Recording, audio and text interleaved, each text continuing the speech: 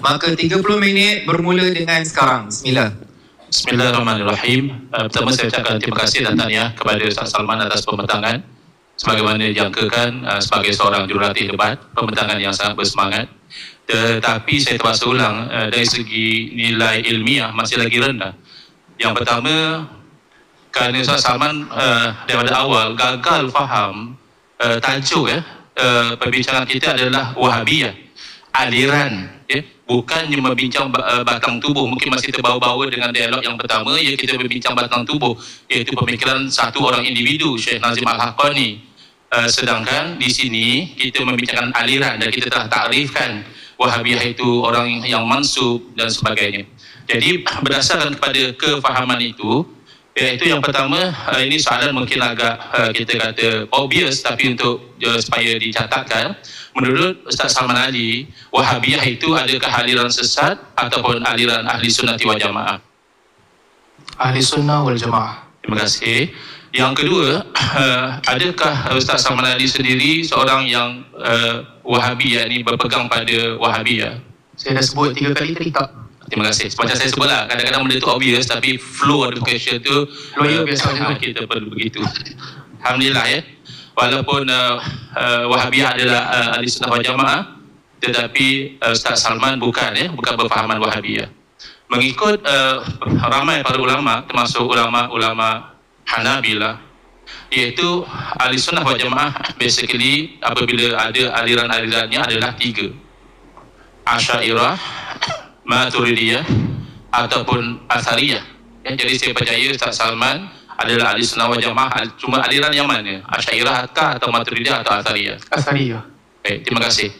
Jadi celahan saya di sini adalah selalu golongan Wahabi mendakwa mereka itu ahli sunnah wal jamaah aliran Athariyah. Ustaz Salman bukan Wahabi, ingat itu 3 kali campur dengan saya tanya 4 kali. Tetapi bila Athariyah, berarti kita faham Ustaz Salman berpendirian bahawa Wahabi bukan Athariyah. Dalam masa yang sama, Wahabi menolak Asy'ariyah, menolak Maturidiyah sebagai ahli sunnah wal jamaah. Jadi kalau begitu Wahabi ini yang mana? Asy'ariyah bukan, Maturidiyah bukan, Athariyah juga bukan. Baik, itu hanya celahan saya. Tak apa Ustaz Salman, boleh nanti Ustaz Salman respon balik, tidak masalah. Ini yang saya faham daripada soalan ini. Baik, jadi daripada kenyataan Ustaz Salman sebelum ini, okey, sebelum saya pergi pada soalan ini, saya nak buat celahan lagi, iaitu kegagalan faham yang kedua daripada Ustaz Salman adalah gagal faham mahallul khilaf, di mana tempat yang kita ada perbezaan pandangan. Contohnya tentang Tauhid 3, Ustaz Salman mengatakan Ustaz Engku sudah semakin matang 2022. Sebenarnya tidak ada beza 2022 dengan apa yang saya catatkan 2016. Sama-sama mengatakan bahawa pembahagian Tauhid 3 tidak ada di zaman salaf, dan kritikan terhadap Tauhid 3 bukan isu pembahagian. Ustaz Salman pun setuju nak bagi 3, nak bagi 20, nak bagi 50, bukan isu pembahagian. Bahkan kalau Ustaz Salman ada follow kuliah-kuliah saya selalu terangkan peringkat menetapkan Tauhid Rububiyah, wajib mengesakan Allah sebagai Rabb, itu Asy'ariyah dan juga Wahabi sepakat.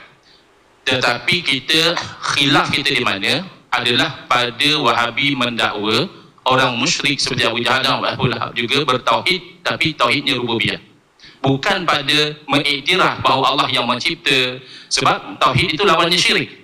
Mengiktiraf semata-mata Allah mencipta, tapi kalau masih menganggap, misalnya seperti mana dalam surah Hud tadi, masih menganggap, sebab itu Imam Ar-Razi mengatakan di situ ada pencerahan.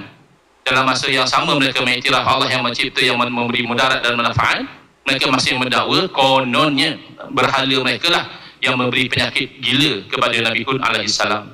Baik, jadi kenyataan yang banyak kita telah tunjukkan screenshot tadi. Ustaz Salman Ali mengkaitkan fahaman Wahabi ini dengan ekstremisme dalam berfikir dan sebagainya.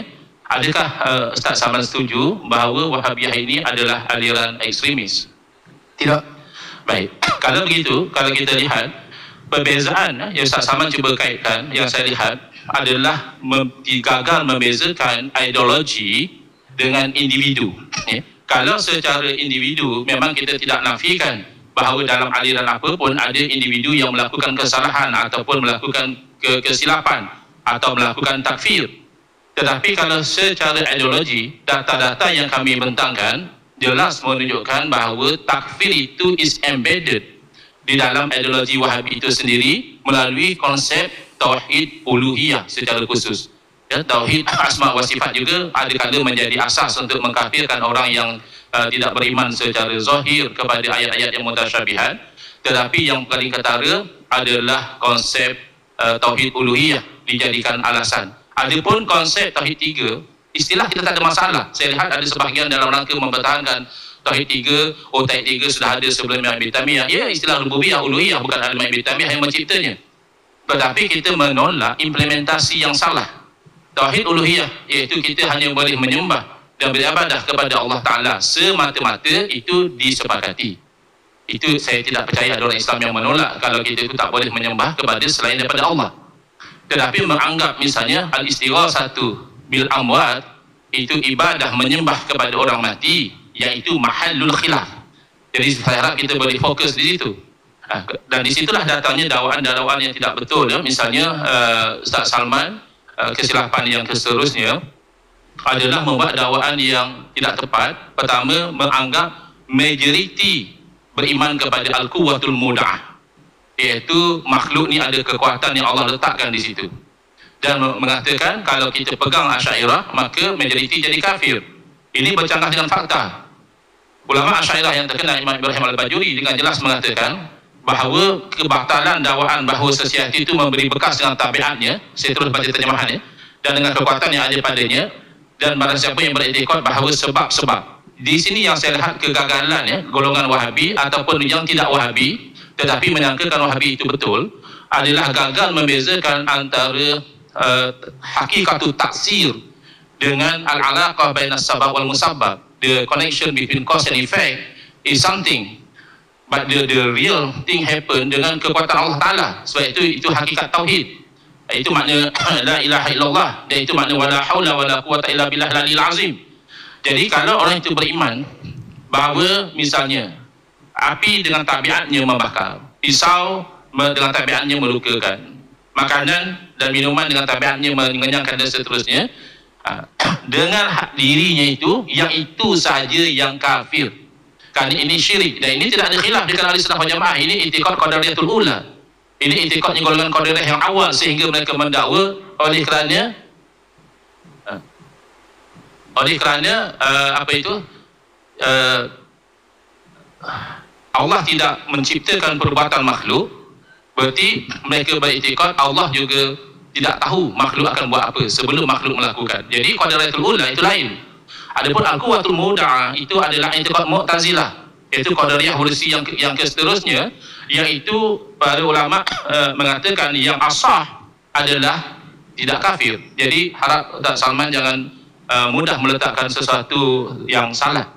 Jadi berbeza kan. Kalau dalam akidah Wahabi, memang mereka menganggap al-mustaghith dengan wali dan sebagainya itu adalah musyrik, syirkan akbar, mukhrijun anil millah. Yang ini memang ada pembahagian tentang masalah akidah, dan memang Ahlussunnah wal Jamaah berpegang begitu. Tak salah kita mengambil kira sebab dan musabab, tak syirik kita pergi pada doktor, wahai doktor tolong sembuhkan penyakit saya atas dasar sebab dan musabab. The moment orang itu beriktikad, ya memang doktor yang menyembuhkan penyakit, bukan Allah, kesyirikan berlaku pada situ. Kerana itu yang akan merosakkan akidah ni. Jadi jangan diletakkan kepada Asy'ariyah sesuatu yang tidak dikatakan oleh Asy'ariyah. Baik, jadi tapi ini hak Ustaz Salman itu tidak bersetuju, tapi data dan fakta menunjukkan sebaliknya. Ideologi itu adalah membawa kepada ekstremisme. Baik, oleh kerana Ustaz Salman menyebut tentang ekstremis Wahabi di Malaysia dalam posting-posting sebelum ini, kalau di Malaysia ni, siapakah yang Ustaz Salman nilai sebagai ekstremis Wahabi dalam posting-posting tersebut? Yang jangan kita sokong mereka, jangan undi mereka. Sesiapa sahaja yang berpandangan bahawa wajib mengundi parti pemerintah kerana dia parti pemerintah. Ya, di Malaysia siapa orang begitu? Kalau Ustaz Sengku boleh bagi jaminan akan bayar saman saya, kalau orang saman saya boleh sebut nama siapa-siapa pun. Ini pandangan kan? Ini kan pandangan Ustaz Salman. Kalau yang disaman seterusnya itu kalau memfitnah. Benda yang tak betul Ustaz Salman fitnah dia. Okey, sekarang ini pandangan Ustaz Salman ada buat statement bahawa Wahabi yang ekstremis di Malaysia jangan sokong dia, ini aliran yang kalau disebarkan bahaya. Okey, Itu ada orangnya. Satu ketika dahulu sebelum PRU, sebelum ini ada satu aliran, satu kumpulan manusia yang bersama dengan UMNO pada ketika itu, mereka membawa fikrah Wahabi pada ketika membawa fikrah balik daripada Madinah. Sebahagian mereka mengakui Wahabi dan sebahagian mereka tidak mengakui mereka Wahabi, dan antara fikrah yang dibentangkan oleh kelompok ini adalah menjadi kewajipan untuk mengundi parti pemerintah. Itu dianggap sebahagian daripada ketaatan kepada pemerintah, dan sesiapa sahaja yang mengundi selain daripada parti pemerintah, mereka menggunakan dalil-dalil bagi menggambarkan bahawa yang mengundi selain parti pemerintah ini adalah khawarij. Baik, jadi saya jelas daripada jawapan Ustaz Salman bahawa ada Wahabi dalam UMNO yang ekstremis atas dasar mewajibkan mengundi parti pemerintah sahaja, yang tidak mengundi adalah khawarij. Baik, adakah Wahabi yang sama juga, mereka juga berpegang bahawa istighasah itu automatik kalau dengan amwat itu syirik akbar? Saya tak tanya dan tak sempat nak siasat pandangan mereka tentang istighasah. Oh, tidak pernah dengar pandangan mereka tentang istighasah? Tak pernah. Baik, ada tidak Wahabi yang tidak mensyirikkan istighasah bil amwat?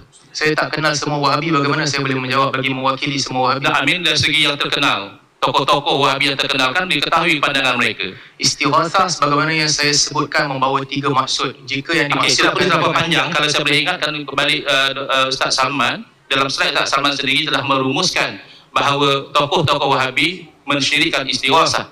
Jadi ini yang kami maksudkan dengan ekstremisme. Bukan isu mengundi parti mana, ya, itu Ustaz Salman sendiri ada sebut ekstremis PAS dan sebagainya. Sebenarnya dalam dunia politik ramai akan jadi ekstrim. Yang kami lebih fokus adalah isu akidah, kerana ini membawa kepada menganggap orang-orang Islam sebagai musyrikin. Baik, seterusnya Ustaz Salman, kalau begitu yang tidak ekstrim siapa? Wahabi yang tidak ekstrim di Malaysia. Pertama sekali, saya tidak ada gambaran siapa yang mengaku Wahabi. Saya tidak akan mengikut rentak Ustaz Engku yang meletakkan tuduhan kepada orang yang tidak Okey. bahawa dia dituduh sebagai Saya Wahabi. betulkan kata-kata Ustaz Salman. Apa yang Ustaz Salman petik itu, yang Ustaz Salman begitu terasa kerana nama ada tersenarai, itu adalah respon kepada beberapa persoalan yang macam tengah hot lah masa itu. Bila kita terangkan kesalahan-kesalahan Wahabi, mereka rasakan soalan yang tengah hot pada masa itu, siapa Wahabi di Malaysia? Jadi bila kita terangkan, hang kena bagi tahu. Hang duk kata Wahabi salah, Wahabi bahaya. Wahabi kat Malaysia siapa? Jadi saya lah realistik. Saya beritahu jawapan bergantung kepada siapa yang ditanya. Kalau bertanya kepada seorang researcher bernama Murray Hunter, beliau telah tulis satu artikel dalam jurnal bahawa bagi beliau Sahibus Samahah Dr. Mazhar adalah Wahabi. Itu bagi beliau. Tidak mesti saya bersetuju. Dan yang kedua, kalau tanya ikut pengakuan, memang susah nak cari. Itu yang saya pelik. Yang mempertahankan Wahabi mengatakan Wahabi adalah ahli sunnah wal jamaah. Tapi sangat keberatan ya kalau dinamakan Wahabi. Kami mempertahankan Asy'ariyah. Kami dituduh Asy'ariyah, alhamdulillah, syukur. Karena kami pasti bahawa Asy'ariyah ahli sunnah wal jamaah. Yang mempertahankan Wahabi ahli sunnah, apa salahnya Wahabi berpegang dengan hadis sahih, apa salahnya Wahabi itu dan ini. Tapi kalau dilabelkan Wahabi, lalu terus berkata, ini menjatuhkan maruah saya. Bahkan saya masih ingat, ada yang mengunggut saya untuk buat report polis, tapi kesianlah. Sebab masa itu nak dialog 1.0, takut Ustaz Engku terganggu emosi. Sekarang sudah debat 2.0, setakat ini alhamdulillah tidak ada polis panggil saya isu posting Facebook tersebut, atau mungkin tidak ada report polis yang dibuat, kerana it's just mentioning, answering answers. Dan saya kata kalau merujuk kepada Facebook ini, inilah senarai, tolong semak betul tak tidak betul. Saya secara peribadi ada 1-2 nama yang saya rasa berada di situ silap. Ya, bukan sepatutnya Wahabi, tapi itu bukan melabelkan. Sama boleh cek balik posting saya, dan kalau rasa itu asas untuk melakukan report polis, silakan. Yang boleh report polis kalau criminal defamation, ya, YouTuber yang buat fitnah yang tidak berasas, itu kita boleh buat polis report. Tapi kalau tidak, itu tak ada masalah. Kalau betul, kita terima saja walaupun malu. Baik, seterusnya, siapakah ulama salaf yang menghukum istighasah sebagai syirik akbar mukhrijun anil millah?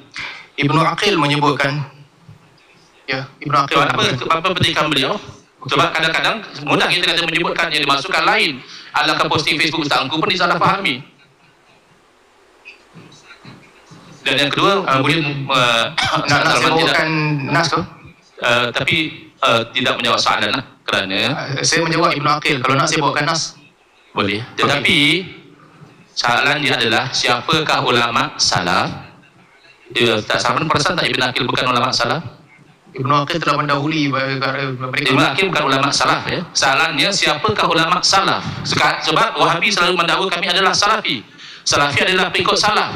Jadi kita dalam bab istighasah kita nak berikut pada salaf. Siapa ulama salaf yang menghukum istighasah adalah syirik?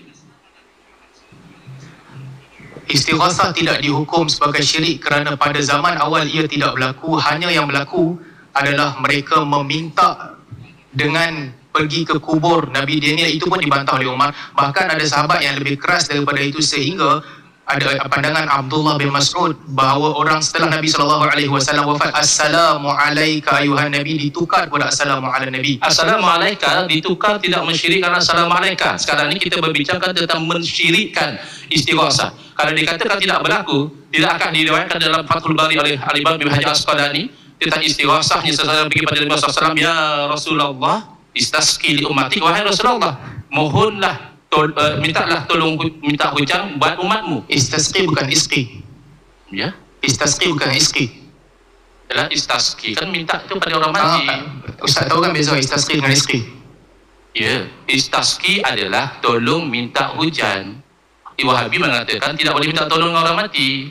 Sekarang orang itu minta tolong Rasulullah untuk minta hujan. Kenapa tidak minta tolong pada orang yang hidup?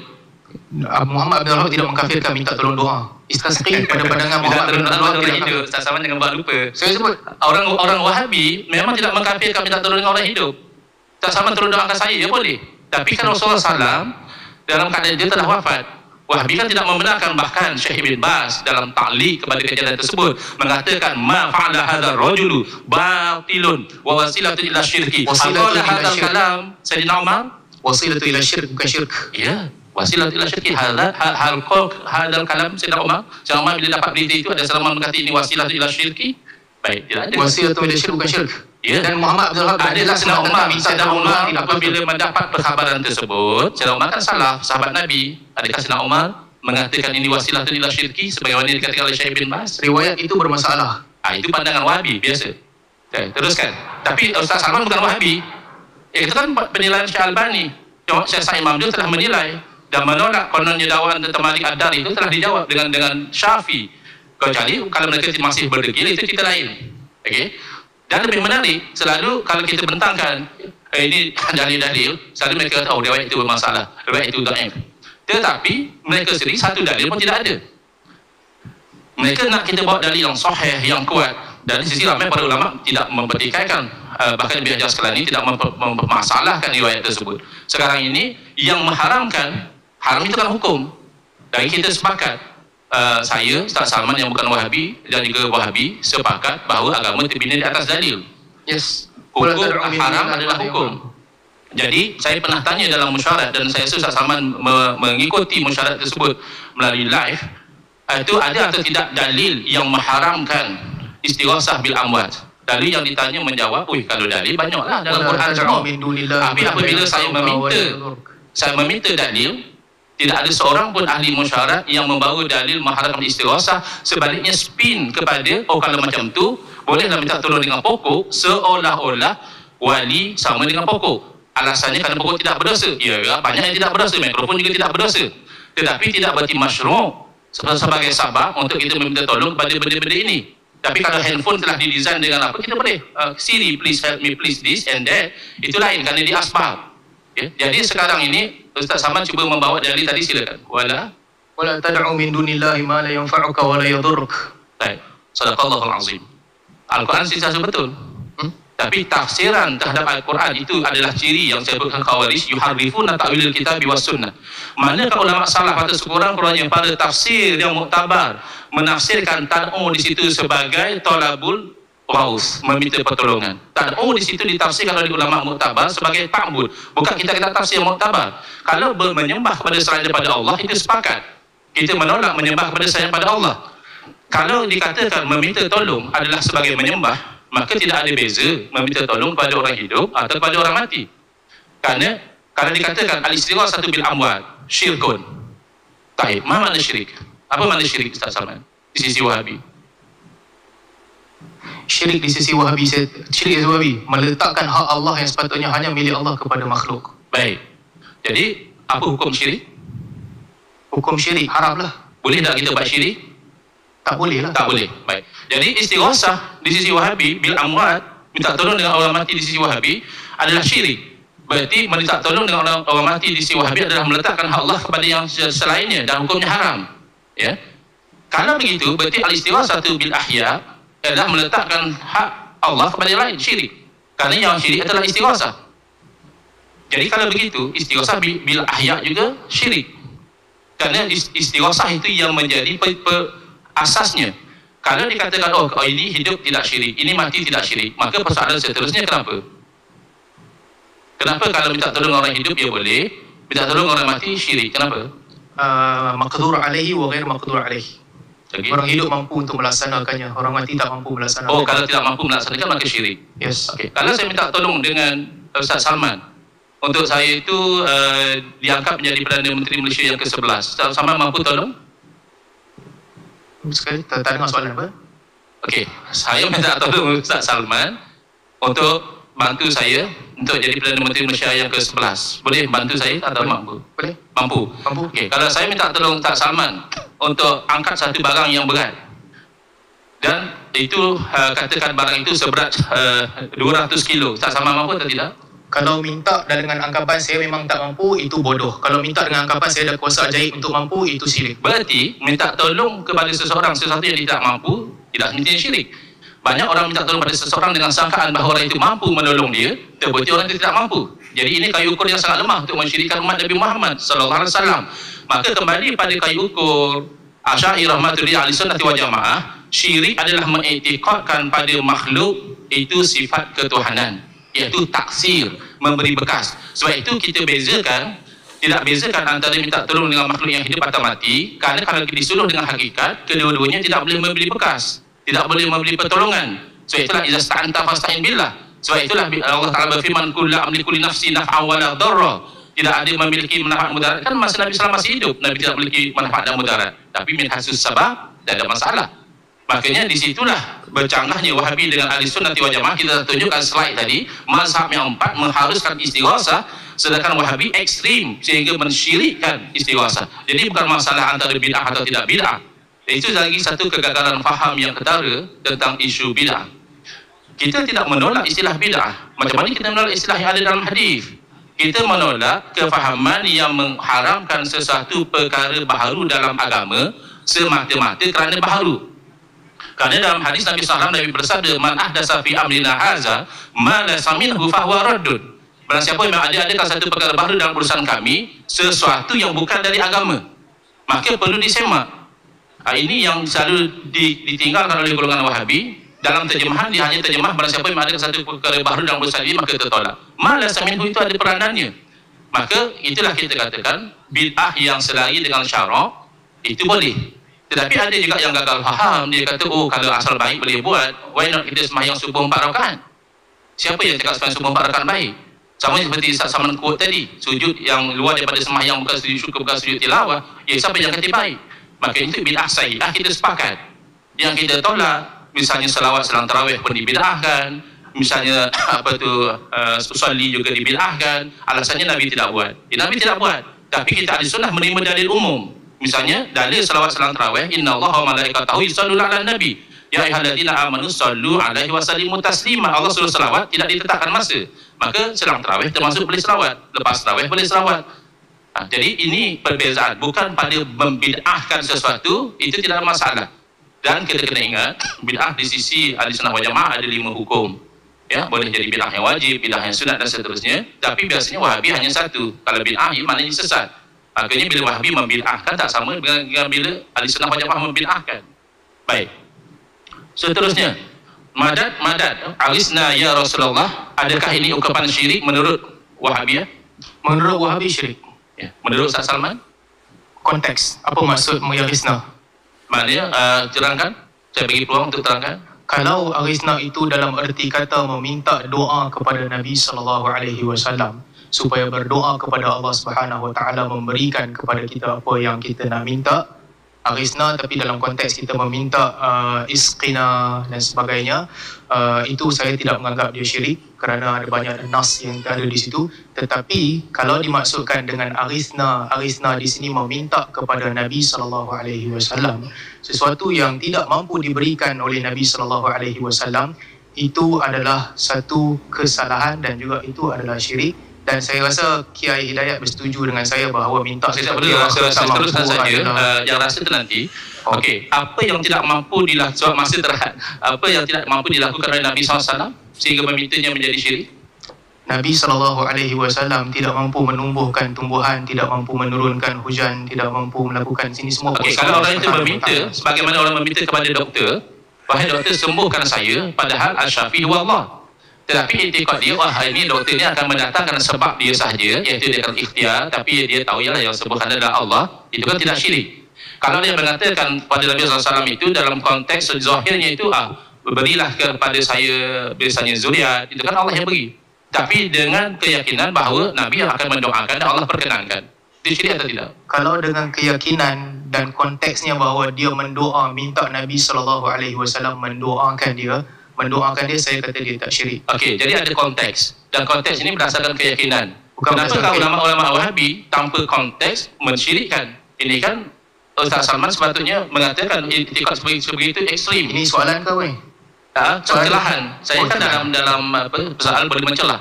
Jadi Ustaz Salman dah beritahu konteks, sedangkan kalau kita lihat fatwa-fatwa ulama Wahabi itu generalize istighasah bil amwat syirkun akbar. Baik. Ini telah dijawab oleh Ustaz Salman tadi, definisi syirik oleh Wahabi, dan kita lihat itu tak kena definisi dengan hukum, tak match. Ya, definisi adalah memberikan sesuatu yang hak Allah kepada makhluk.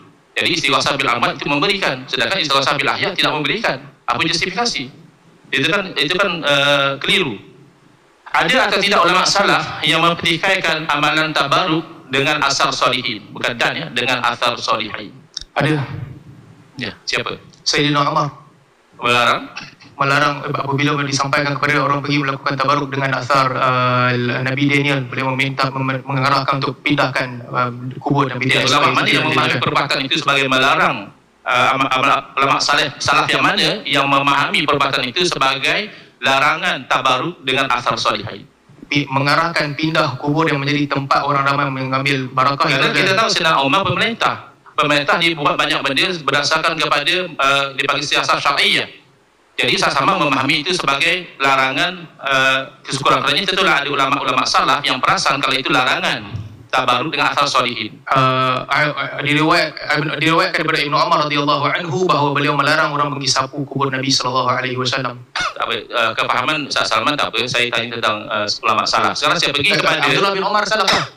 Ya, tapi melarang itu Ustaz Salman memahami sebagai melarang sebagai tabaruk dengan orang soleh. Saya tanya ulama salaf yang memahami kejadian-kejadian ini sebagai larangan. Baik, seterusnya masih ada banyak.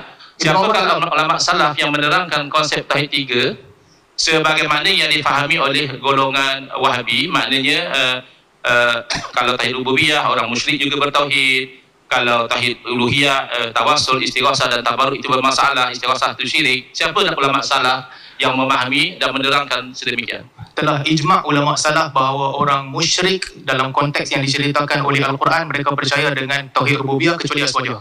Mana catatan ijma'? Jadi Ustaz Salman bawa bukti dakwaan Ustaz Salman, kononnya telah ijma' ulama salaf bahawa orang musyrik bertauhid dengan tauhid rububiyah. Tidak siapa yang boleh mentafsirkan maknanya kita minta bukti nanti sebab masih terbatas. Siapa ulama salaf yang menyebut Abu Lahab, Abu Jahal dan musyrikin Quraisy bertauhid rububiyah? Qatada dan Mujahid sebut. Kalau kamu tanya siapakah yang menciptakan kamu, siapakah yang memberi rezeki kepada kamu, mereka akan menjawab Allah. Itu Quran disebut, tapi bertauhid. Bertauhid lah tu. Menciptakan kamu, bertauhid rububiyah tu. Bertauhid kan lawannya syirik. Menciptakan kalau dia mengiktikad yang lain juga boleh menciptakan, masih syirik. Itu bertauhid. Ustaz Salman tidak faham antara zahir ayat Quran dengan makna. Ini masalah yang ayat Quran itu asal salaf. Ya, sama. Ayat Quran cakap benda sama, salaf cakap benda yang sama.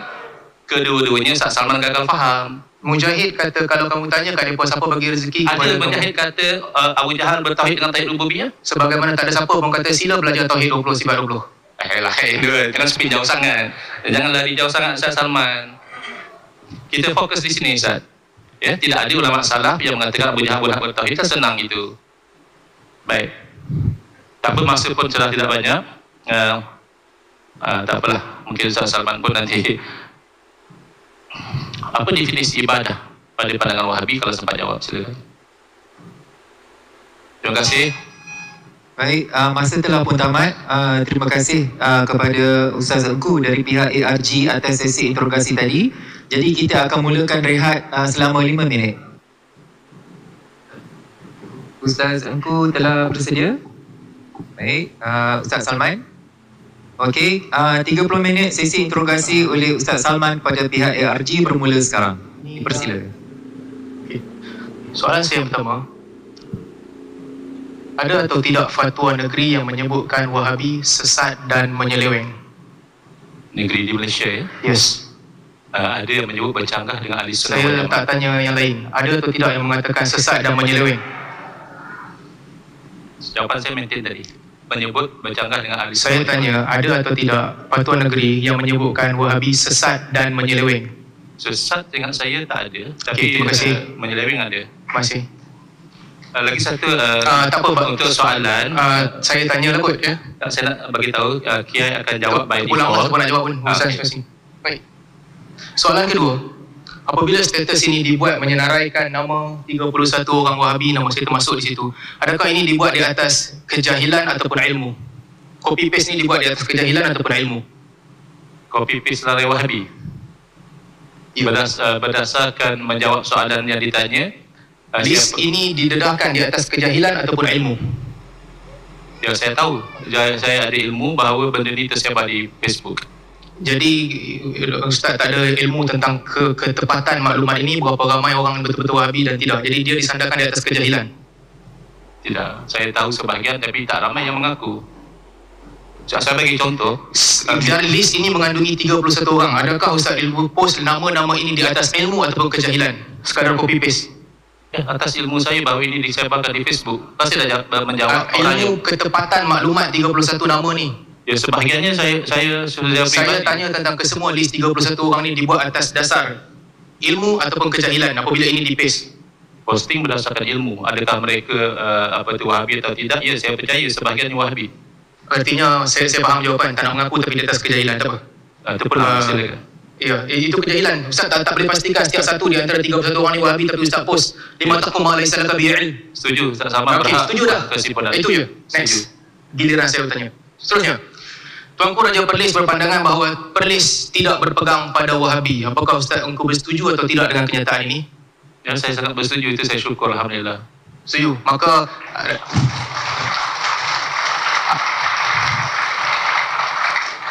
baik. Apa pandangan Ustaz engkau, adakah Ustaz bersetujukah bahawa semua orang yang menuduh Perlis negeri Wahabi telah melakukan kenyataan yang salah sebenarnya kepada Perlis? Semua orang Perlis Wahabi. Semua yang menuduh kalau saya otoriti kenal ramai Perlis yang bukan Wahabi. Saya tanya jawab Saya dengan nak ulas. siapa je Tak, saya pemakai. tanya Ustaz pun jawab dengan ulas. Ya, betul. Baik. Apakah Setuju. orang yang menuduh otoriti di Perlis Wahabi adalah tuduhan yang salah ataupun betul? Macam mana? Otoriti agama di Perlis, orang yang menuduh mereka Wahabi, tuduhan ini betul atau salah? Dari segi pengakuan salah. Tak ada yang mengaku. So Dr. Mazhar bukan Wahabi, ya?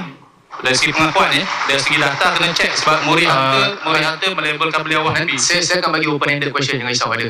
Okey. Baik, seterusnya, isu ketiga. Sebelum ketiga. Bid'ah makruhah. Apakah dia termasuk dalam hasanah ataupun dalalah yang para ulama hukumkan dia sebagai makruh? Bid'ah karahah sayyi'ah. Saya. Okey. Seterusnya. Tidak boleh mengatakan bid'ah, dalalah, haram terhadap perkara amalan selama mana tidak ada dalil yang melarang ataupun mengharamkannya. Adakah Ustaz engkau bersetuju dengan kenyataan ini? Sebut ARG lah sebab kami fleksibel. Bersetuju atau tidak dengan kenyataan ini? Tidak boleh mengatakan bid'ah, dalalah, haram terhadap perkara amalan selama mana tidak ada dalil yang melarangnya. Bid'ah. Menuduh bid'ah dhulalah kepada benda-benda yang dikhilafkan ulama. Ini kaidah ulama bahwa la tabdi'a fil masail al-ikhtilafiyah. Saya tak tanya saya boleh atau tidak. Tidak boleh kalau masalah itu adalah masalah khilafiyah. Tidak boleh menghukum bid'ah pada masalah khilafiyah. Bagus. Ini kenyataan Izz bin Abdul Salam. Wa qad yukhtalaf fi ba'd dhalika fayaj'aluhu ba'd al-ulama min al-bid'ah al-makruhah. wa yaj'aluhu al-akharun min as-sunan al-maf'ulah ala ahli Rasul sallallahu alaihi wasallam fama ba'dahu wa dhalika kal isti'adzah wa salat wal basmalah. Soalan saya, apakah Izzuddin telah salah katakan bahawa bid'ah telah disebutkan pada perkara-perkara ini? Menuduh bid'ah itu tabdi. Menyebut amalan itu bid'ah itu lain, mesti dipahami. Ketika ulama jangan main perkataan. Saya cerita tentang amalan. Saya cerita tentang amalan. Jangan tukar.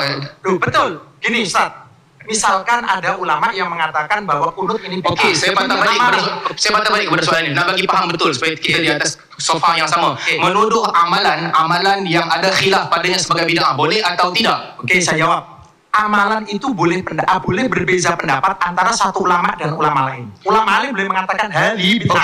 Tapi masalah menuduh bid'ah itu lain, Ustaz. Saya faham. La tabdi'a fil masail al-ikhtilafiyah. Lawyer boleh ajar aku untuk ikut undang-undang. Saya tanya, jangan potong. Hormat undang-undang. Baik, ini bercanggah dengan kenyataan yang disebut oleh Ustaz Engku dalam kuliahnya, selalu disebut bagi siapa yang nak baca kunut subuh, anggap sunnah, boleh baca. Tapi siapa tak nak baca, tak payah baca. Tapi jangan kita bid'ah. Nafikanlah kalau nak, kita boleh jumpa. So ini ada dua contradict point di antara dua panel di sana.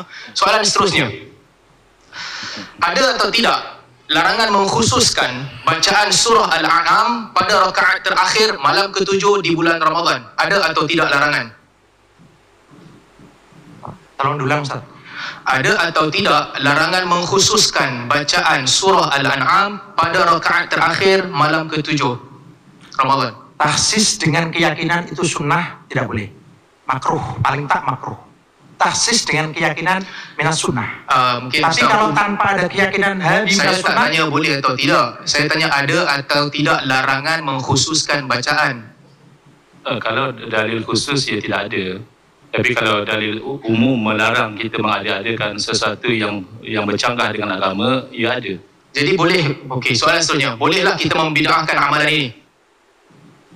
Macam dia terangkan lah. Kalau dengan diat ini memang itu khusus. Sebab saya lihat beza antara mengkhususkan dan membiasakan diri. Contohnya baca Yasin malam Jumaat. Kita sedar membiasakan diri. Ini bukan membiasakan diri, menjadikan dia budaya menghidupkan amalan sebegini. Bukan berbeza, mengkhususkan dengan menghidupkan tak sama. Soalan saya sekarang, adakah boleh dibid'ahkan ataupun tidak dalam kes ini? Boleh dalam konteks yang boleh bid'ah. Artinya kita tak beza pandangan dalam banyak perkara. Kita semua bersetuju bahawa dalam perkara khilafiyah, siapa nak bid'ahkan boleh bid'ahkan, ahlan wa sahlan. Siapa tak nak bid'ahkan, tak payah bid'ahkan, ahlan wa sahlan. Kita setuju dalam perkara itu. Selama ni kita bertahun-tahun mendengar orang kata Wahabi mudah bid'ahkan orang, Wahabi mudah bid'ahkan orang. Yang tak kena Wahabi pun kepala kena hempuk Wahabi sekali. Akhirnya hari ni pengakuan ni alhamdulillah jujur, dan ni yang kita nak. Siapa nak kata bid'ah, terpulang. Siapa nak kata sunnah, terpulang. Seterusnya, saya kalau jawab tadi kata tak boleh, saya nak jawab kata Imam Nawawi. Ini khilaf, memang khilaf. Walaupun begitu Imam Nawawi katakan dia bid'ah yang haram. Seterusnya, soalan ini saya tujukan kepada Ustaz Engku lah. Boleh atau tidak minta kepada makhluk? Boleh dengan i'tiqad, bukan makhluk yang memberikan. Tak, bukan soalan tu. Boleh atau tidak minta kepada makhluk sesuatu yang hanya Allah sahaja mampu beri, tapi bukan dengan i'tiqad untuk menyembah makhluk itu? Boleh, kerana hakikatnya semuanya hanya Allah yang mampu beri. Okey, good. Ini kenyataan Kiai Hidayat. Maka ini kesepakatan antara kami dan Salafi Wahabi bahawa itulah istighatsah yang tidak diperbolehkan. Okey, sekali lagi, adapun terkait permintaan dalam istighatsah kepada selain Allah hanya terbatas kepada perkara yang hanya Allah yang bisa lakukan seperti hidayah bla bla bla akhir, maka ini kesepakatan antara kami dan Salafi Wahabi bahawa itulah istighatsah yang tidak dibolehkan. Kiai Hidayat boleh main duduk sini. Kiai Hidayat menerangkan apa yang Allah boleh lakukan itu taksir. Saya katakan boleh meminta tolong kepada makhluk kalau dengan mengatakan hanya Allah boleh lakukan. Saya tak tanya soalan tu, saya tanya boleh atau tidak. Ustaz Engku kata boleh. Jadi pada perkara soalan saya sangat spesifik. Pada perkara hanya yang Allah mampu beri, bukan dengan i'tiqad menyembah makhluk itu. Ustaz Engku kata boleh, Kiai Hidayat kata tak boleh. Soalan saya kepada saya telah terangkan tadi, kalau nak melihat dari hakikat, semuanya hanya dia Allah kata tak boleh walaupun bukan hakikat. Okay, apa yang buku dia ni bukan buku Ustaz Engku. Apa yang Allah tidak boleh beri dengan izin, saya nak dapat penjelasan daripada Ustaz Salman, apa yang Allah tak mampu berikan. Okey, soalan ni patutnya kita tanya Kiai. Soalan saya kepada Kiai, apabila Kiai kata, maka ini kesepakatan antara kami dan Salafi bahawa itulah istighatsah yang tidak diperbolehkan. Kenapa tak boleh? Okey. Jadi tidak boleh dengan menuduh syirik itu beda. Saya tak tanya pasal syirik. Ini bukan tentang syirik. Kenapa tak boleh? Makanya begini Ustaz. Ini masalah minta kepada orang lain selain Allah yang orang lain itu tidak mampu, maka itu ada khilaf antara yang tidak membolehkan dan membolehkan. Oke. Tetapi boleh jadi syirik apabila ada keyakinan. Kiai tolong faham saya. Saya faham kenyataan Kiai 100%. Saya faham di sini. Kiai kata tak boleh, tapi bukan syirik, betul? Ya, tidak syirik. Okey, saya faham. Bukan syirik tapi tak boleh. Tapi Ustaz Engku kata boleh. Sekarang saya nak tanya, pandangan Kiai itu Wahabi ke tidak? Kepada Ustaz Engku. Loh, bukan. Tak, saya tanya Ustaz Engku ni. Saya faham pandangan Kiai. Saya faham tak boleh tapi tak boleh syirikkan, betul? Saya nak tanya Kiai, Ustaz Engku, ini pandangan Wahabi ke tidak ni? Pandangan Kiai ada yang sama sebab Wahabi ada yang sama dengan Ahli Sunnah. Jadi dia sama. Tapi apa yang saya jawab tadi adalah, kan Ustaz Salman tanya saya, boleh atau tidak meminta tolong kepada makhluk pada perkara yang... Itu bukan soalan saya. Soalan saya Ustaz Engku dah jawab dah. Ada bab dia sama dengan Wahabi, berbeza dengan Ustaz Engku, ada bab dia sama dengan Ustaz Engku. Yang tadi. Soalan yang Ustaz Salman tanya saya tadi. Saya rasa isu ni clear. Pada pandangan Ustaz Engku itu boleh, pada pandangan Kiai itu tak boleh. Detailannya boleh kerana apa sahaja pun pada hakikatnya hanya Allah yang boleh. Itu Ustaz Engku kata, bukan Kiai kata. Kiai kata tak boleh. Kiai dah terangkan apa maksud beliau. Jadi kalau apalah bahasa beliau, buku ni bahasa Melayu ni. Maka ini kesepakatan antara kami dan Salafi. Kami dan Salafi bersepakat bahawa itulah istighatsah yang tidak diperbolehkan. Jadi Ustaz Salman tanya, adakah kalau begitu Kiai adalah Wahabi? Saya jawab tidak, kerana memang antara Wahabi dan Ahli Sunnah masih ada perkara-perkara yang sama. Okey. Welcome to the club in one bab. Okey? Okey. Seterusnya, isu yang kelima. Baik. Saya nak merujuk kepada buku ataupun kertas kerja yang disediakan oleh Ustaz Hafiz Sarani.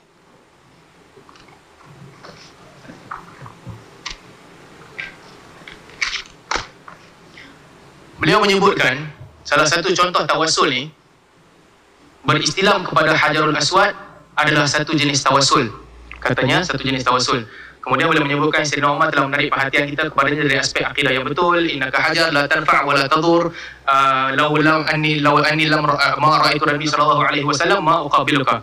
Walaupun dari segi i'tiqad hajar tidak memberi manfaat dan mudarat dengan kuasanya sendiri, namun dengan sebab pengambilan asbab iaitu beristilam kepada Hajarul Aswad, maka orang yang berbuat demikian akan memperolehi manfaat. So ini katanya berkaitan dengan tawassul dengan Hajarul Aswad. Soalan saya, Siapa Ustaz Salman? Saya tak dapat dari kitab siapa? Kitab siapa? Seminar Istighatsah, Usul, Konsep dan Amalan. Oh, yang anjuran ERG ya? Ya. Jadi pada pandangan Dr. Hafiz Sarani, ini dianggap istighatsah, minta kepada dengan Hajarul Aswad. Soalan saya, boleh tak orang tawaf, dia pergi depan Hajarul Aswad, dan dia kata aghithni ya Hajar, dengan niat istighatsah? Yang Ustaz Salman baca tadi tawassul, kenapa pindah jadi istighatsah? Kata Ustaz Salman kata istighatsah dan tawassul tak sama. Ini soalan saya. Boleh tak tapi soalan kan berdasarkan kata-kata Dr. Hafiz. Boleh tak saya jawab soalan saya? Boleh tak orang pergi depan Hajarul Aswad dengan menganggap kehebatan dan kemuliaan Hajarul Aswad, dia daripada dia kata inni a'lam annaka hajar la tanfa' wa la tadur wa laula anni ra'aitu, dia tukar kepada perkataan ya hajar aghithni. Dengan i'tiqad yang salim Allah yang memberikan. Macam sama je soalan, boleh tak tolong dengan pokok? Itu kau urusan saya. Tawassul je tawassul. Kenapa tawassul dikonvert jadi istighatsah? Boleh atau tidak ni? Macam saya jawab dalam musyarat. Tak, saya tak tanya apa berlaku dalam musyarat. Boleh tak seorang bila jalan depan Hajarul Aswad, melihat kemuliaan Hajarul Aswad, melihat kedudukannya tinggi di sisi Allah, siapa yang salam dengan dia akan menjadi saksi di akhirat, dia kata ya Hajar aghithni. Hadza fi'lun ghairu masyru'. Ini tak boleh. Ya, sama macam saya jawab. Ghairu masyru'. Bukan istighatsah, bukan disyariatkan demikian. Baik. Istighatsah sama ada asbab atau hakikat. Hakikat hanya kepada Allah. Baik. Asbab hanya kepada yang dijadikan Allah sebagai asbab. Seterusnya, bagi orang musyrik yang percaya bahawa Allahu Rabbi wa Khaliqi wa Raziqi, la syarika lahu illa syarikahu tamlikuhu wa mamalak. Orang yang akidahnya begitu, dia minta kepada makhluk, minta kepada batu dengan i'tiqad Allah yang bagi. Adakah perbuatan itu syirik atau tidak? Orang sama saja jawapan dia, tapi kan Ustaz Salman dah sebut dia musyrik tadi. Dia memang dia syirik, dia musyrik. Kan Ustaz Salman tadi soalan tadi, kalau satu perbuatan itu syirik atau tidak? Perbuatan orang musyrik ya jelas syirik. Orang musyrik perbuatan itu spesifik orang musyrik makan tak syirik. perbuatan itu syirik atau tidak? Okey, sekarang ni kan Salman kata perbuatan meminta kepada batu oleh orang musyrik. Ya syirik. Okey. Jadi kalau dia musyrik, dia minta i'tiqad Allah bagi, syirik. Kalau as long as dia Islam, dia buat perbuatan yang sama dengan i'tiqad yang sama, dia tak syirik. Okey, betul? Tapi ghairu masyru'. Kena faham. Saya tak tanya masih masyru' ke tak? Ni soalan ni dah berfikir depan ni pasal syirik Sebab pula. saya lihat jawapan saya yang dahulu di spin.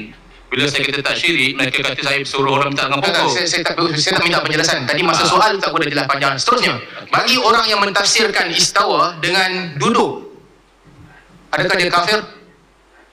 Tidak, kecuali dia memahami duduk seperti makhluk. Adakah dia sesat? Sesat. Adakah dia terkeluar dari sunnah wal jamaah? Dengan faham itu keluar apabila meyakini bahwa Allah duduk seperti makhluk.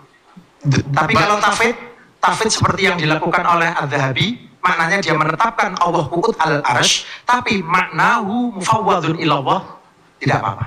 Okey, seterusnya. Artinya di sini, ucapan itu semata-mata tidaklah menjadikan orang itu kafir ataupun terkeluar. Perlu Melihat tafsirnya. diperinci, dan saya tidak mengkafirkan. Okey, saya Perlu setuju. diperinci, Saya yang setuju. mesti diketahui. Sekejap. Ustaz Anggu setuju dengan jawapan tu? Orang kata Allah duduk, belum boleh sesatkan dia, kena tengok konteks dia dulu. Betul? Setuju sebagaimana diterangkan oleh Kiai.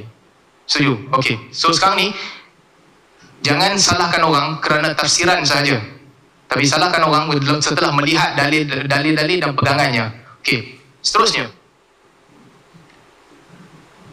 Saya baca dalam buku Kiai menyebutkan tentang Kiai baca buku As-Sabuni, Aqidat Ahlul Hadis. Betul? Kiai baca buku tu dan kita dekat dengan Asy'ariyah. Betul? As-Sabuni. Ya, As-Sabuni. Baik. Soalan saya. As-Sabuni di hujung buku itu melancarkan serangan yang sangat keras kepada kelompok lafziyah yang beriman bahawa kalamullah ada. Tetapi lafaz-lafaz kalamullah di dalam Al-Quran itu adalah makhluk, bukan kalamullah. Ini akidah siapa? Isbat kalamullah, kalam nafsi, tetapi setiap satu juzuk kalam itu bukan, itu adalah makhluk. Ini mazhab siapa? Boleh diulang lagi, saya kurang paham bahasanya ini. Dalam kitab As-Sabuni, As-Sabuni menyebutkan ancaman dan kritikan terhadap kelompok lafziyah. Okey? Iaitu kelompok yang mengisbatkan kalamullah. Kalamullah nafsi diisbatkan. Tetapi lafaz-lafaz Al-Quran itu bukan kalamullah. Saya nak tanya, siapakah kelompok ini? Dia isbat kalam saja secara umum. Tapi setiap satu daripada perkataan dalam Al-Quran itu bukan. Itu ta'bir kepada kalamullah. Ini mazhab siapa? Yang dimaksudkan As-Sabuni kepada siapa, saya tidak tahu kalau yang dimaksudkan pada siapa. Baik, adakah itu akidah Jahmiyah begitu? Jahmiyah yang mengatakan bahwa Kalamullah ada bersifat azali, nafsi. Tetapi setiap satu perkataan Al-Quran itu bukan kalamullah, tapi itu adalah juzuk yang datang untuk takbir kalamullah. Bukan kalam, tapi itu baru. Ini mazhab siapa?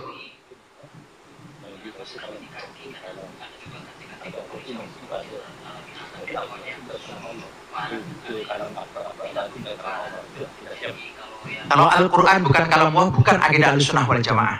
Bukan. Itu saja. Kalau Al-Quran bukan kalamullah, bukan akidah Ahlussunnah wal Jamaah. Tapi Asy'ariyah memerinci dalam masalah ini. Saya nak bawakan kenyataan ulama Asy'ariyah.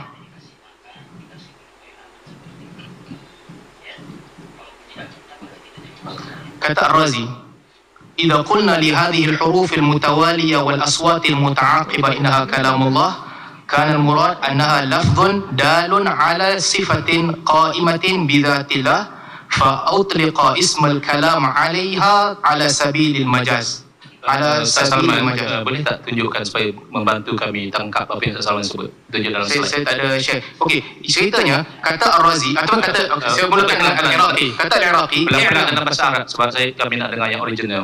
Dalam bahasa Arab, pelan-pelan sikit.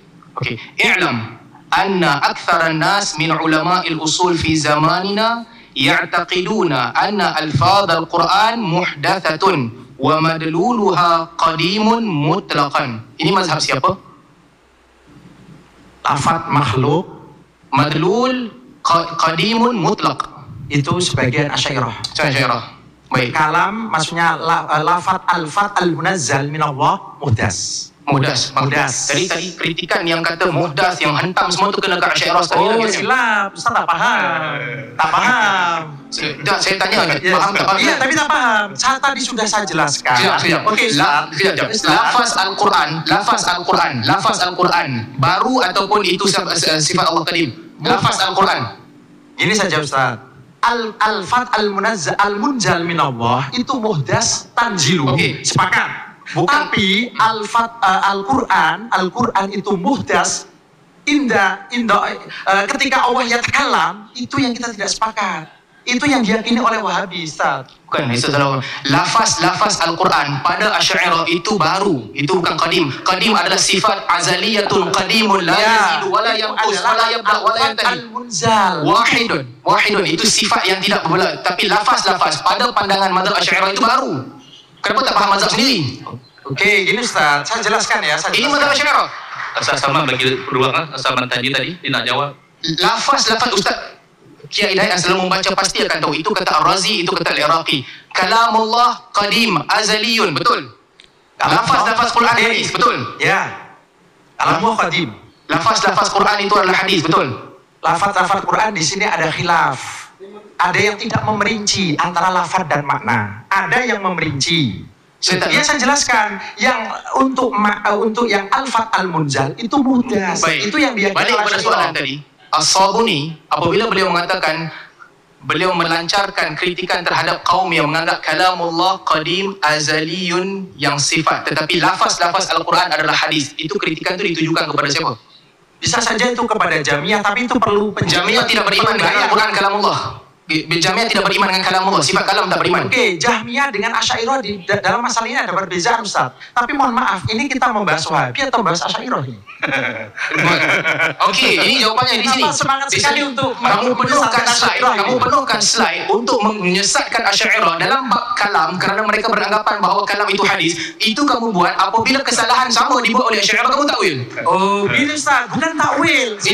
Itu takwil. Jelas ulama Asy'ariyah berpandangan bahawa alfaz Al-Quran hadis.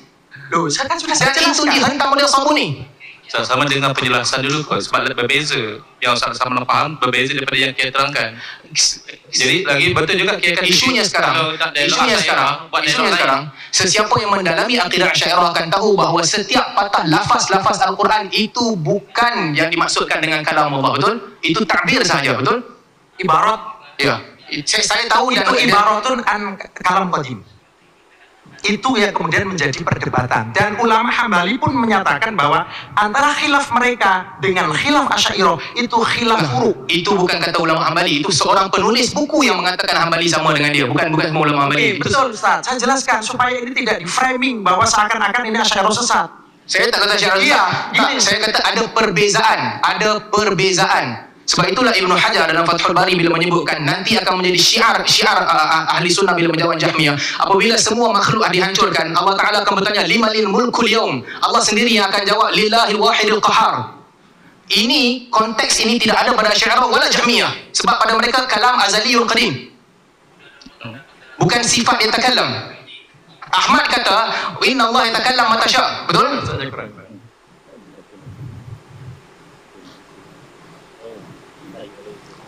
Seterusnya saya nak tanya lagi berkaitan dengan siri peperangan. Ibnu Tumat ekstremis atau tidak? Okey, Ustaz. Ya, dari segi politiknya ekstrim, dari segi akidahnya betul. Akidah takfir dan membunuh orang yang berbeza adalah betul. Itu bukan akidah, itu politik. Kan orang politik boleh jadi kejam untuk mengalahkan musuh politik. Jadi Muhammad bin Abdul Wahab tak betul, tapi Ibnu Tumat betul. Tak, akidahnya salah. Ibnu Abdul Wahab tidak terangkan akidahnya salah. Saya tak dengar, boleh jawapannya sekali? Dia bezakan Ibn Tumat, kekejaman dia adalah kerana politiknya. Tetapi Syaikhul Wahab, kekejamannya politiknya. Dia berperang dengan orang yang dia dakwa mujassimah. Di mana politiknya? Okey. Keterangan ya, Ustaz Zaman tanya. Pertama, bilangan yang mati itu sendiri bukan sebab tajsim. Itu adalah fitnah yang disebut oleh Abdullah Genun yang dinukil pada Ibn Khaldun, orang Maghribi. Jadi beza dengan apa yang dicatat Tarikh Dimashq. Kemudian peperangan Ibn Tumat itu isu politik. Dia bukan isu alihkan kamu mujassim dan sebagainya. Ustaz baca habis ni. Siap. Saya terangkan. Ibnu Tumat terlibat dalam 2 peperangan di Maghrib sebagaimana disebut oleh Ibnu Qalansi. Peperangan pertama beliau melawan dengan orang yang minum arak dan minum arak dan melakukan maksiat, dan peperangan itu dia menang. Peperangan kedua dia melawan dengan kelompok yang dia panggil mujassimah dan dia kafirkan mereka sebagaimana disebut dalam kitab Akhbarul Mahdi oleh murid dia sendiri, sebagaimana Dr. Aiman sembunyikan maklumat ini tak ceritakan. Adakah peperangan itu boleh dijustify? Itu saya beritahu, itu peperangan politik kerana Murabitun yang diperangi oleh Muwahhidun memang akidah mereka adalah Asy'ariyah Tafwidhi. Dan mereka sudah kalau Asy'ariyah Tafwidhi, kenapa Ibn Tumat panggil Mujassimah? itu saya dah jawab tadi. Itu adalah perkabaran yang fitnah. Ini disebut oleh Abdullah Ganun daripada Ibn Khaldun. Ibn Khaldun bukan berada di situ, Ustaz. Saya bawa sumber yang ada di situ adalah Akhbar Mahdi, murid dia sendiri. Ini kan orang Maghribi, Ibn Khaldun. Yang murid dia berada di situ. Yang kitab ni direkomend oleh Dr. Aiman. Baik, jadi kalau begitu kita katakan ada dua versi. Satu versi yang mengatakan dia adalah kerana tajsim, satu versi mengatakan kerana politik. Jadi versi yang mengatakan kerana politik itu lebih betul. Itu bukan lebih betul. Murid dia kata itu tajsim. Murid dia, ya Murabitun. Dalam akhbar Mahdi, penulisan murid dia, perkara yang sama disebutkan oleh Al-Yasa' bin Hazmin, perkara yang sama disebutkan oleh Abdul Aziz bin Shaddad. Dia berperang dengan Murabitun dan memanggil mereka sebagai Ustaz Salman orang yang isbatkan ini sifat keberatan mengikat Abdul Muhammad Abdul Wahab dengan pandangan murid beliau. Sekarang ni kita ambil bahawa yang fakta adalah yang diperangi juga akidahnya Asy'ariyah Tafwidhi dan juga menerima takwil, yang memerangi juga akidahnya sama. Jadi isu bukan akidah. Itu pandangan siapa ni? Majoriti mengatakan dia lawan Mujassimah. Satu, kalaulah mereka betul-betul Asy'ariyah, maka dia lebih ekstrim sebab bunuh ahli mazhab sendiri. Itu baik. Ustaz Salman berhak pada pandangan Ustaz Salman, tapi daftar saya bagi dua barang kalian. Satu, yang dia bunuh itu adalah Mujassimah kerana berbeza akidah dia bunuh. Yang kedua, yang dia bunuh itu adalah Murabitun Asy'ariyah, sama macam dia. Mana lagi tu? Ya, kalau ikut fakta kami adalah dia bunuh sama akidah, tapi dia bunuh kerana politik. Itu kejam. Itu salah, dia ekstrim, politik dia ekstrim. Tapi akidahnya betul, Asy'ariyah. Akidahnya betul, politiknya ekstrim. Ya. Baik, ada tak kebarangkalian ideologi dia ini diajar akan menimbulkan ideologi ekstremis kerana mengkafirkan Mujassimah dalam perkataan dia sendiri? Itu yang mengkafirkan Mujassimah dalam peperangan ini pandangan Ustaz Salman. Ustaz Salman boleh simpan pandangan itu. Pandangan dia, bukan pandangan saya. Murid dia sebut. Kan kami kata ini adalah kerana peperangan politik, bukan kerana tajsim. Macam mana dua akidah yang... Saya ada soalan. Jujur. Cerita Ibn Tumat disebut dalam Syiar Al-A'lam Nubala. Disebut dalam Al-Bidayah wa Nihayah, disebut dalam Tarikh Dimashq oleh Ibn Qalansi, disebut dalam Tarikh Al-Mahdi. Ustaz baca ke tidak ni? So saya jujur nak tahu Ustaz baca ke tidak ni? Sebahagian yang saya baca ni, saya nak tanya Ustaz baca salah satu. Macam Ustaz Salman pernah sebut, saya nak tanya jujur ni Ustaz, sebab Ustaz cakap menampakkan Ustaz faham. Ustaz baca ke tidak salah satu di antara buku-buku ini, keseluruhan bab Ibn Tumat start sampai habis, sama ada Al-Bidayah wa Nihayah ataupun Syiar Al-A'lam Nubala ataupun Tarikh Dimashq ataupun Akhbar Mahdi? Baca atau tidak? Okey, kerana saya tak baca. Apa saya tak nak tahu, jujur. Tak nak jawab ke tak nak jawab, baca ke tidak? Okey, katalah saya tidak baca. Saya tak nak tahu baca. Okey, saya jawab saya tak baca. Okey, tapi fakta yang saya lihat adakah salah? Fakta tu salah. Saya tak boleh argue dengan orang yang tak baca. Kerana ini fakta. Saya tak boleh argue dengan orang yang tak baca. Ini fakta daripada sumber yang lain. Saya tak boleh argue dengan orang yang tak tahu keseluruhan story. Okey, itu saya dah dapat jawapan berkaitan dengan itu. Seterusnya itu hak Ustaz Salman untuk menyimpulkan. Macam mana saya nak argue dengan orang yang tak baca langsung? Dia ambil quotation saja. Dia tak tahu ada beberapa peperangan, ada 9 peperangan yang disebut dalam Akhbar Mahdi. Tak tahu macam mana saya nak argue. Tidak berkaitan dengan isu adakah fikrah dia itu ekstrim atau tidak. Kan peperangan macam mana boleh tahu ekstrim atau tidak kalau tak baca buku dia?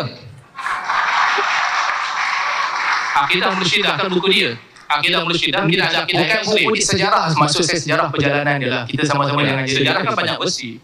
Tadi Ustaz Salman tanya tentang adakah pemikiran belah ekstrim. Saya jawab politik ini saya dapat jawapan, Ustaz pun tak baca. It's okay, tak apa. Ustaz Salman pun banyak tak baca. Sabar. Tak baca. Dan kalau baca tidak faham. Seterusnya. Untuk mengkafir, untuk menuduh Muhammad bin Abdul Wahab mengkafirkan orang, apakah Ustaz Engku ataupun Kiai tahu garis panduan takfir di sisi Muhammad bin Abdul Wahab? Garis panduan yang dimaksudkan yang digunakan oleh Muhammad bin Abdul Wahab di dalam mengkafirkan orang. Ya syirik itu. Syirik yang dianggap satu perkataan. Apa? Garis panduan Muhammad bin Abdul Wahab dalam mengkafirkan orang. Tahu atau tidak?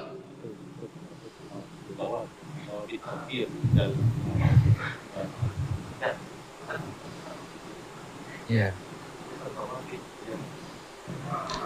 Wahabit Syekh Muhammad bin Abdul Wahab adalah salah satunya menuduh, saya lupa, saya tidak baca semua, saya baca cuma lupa.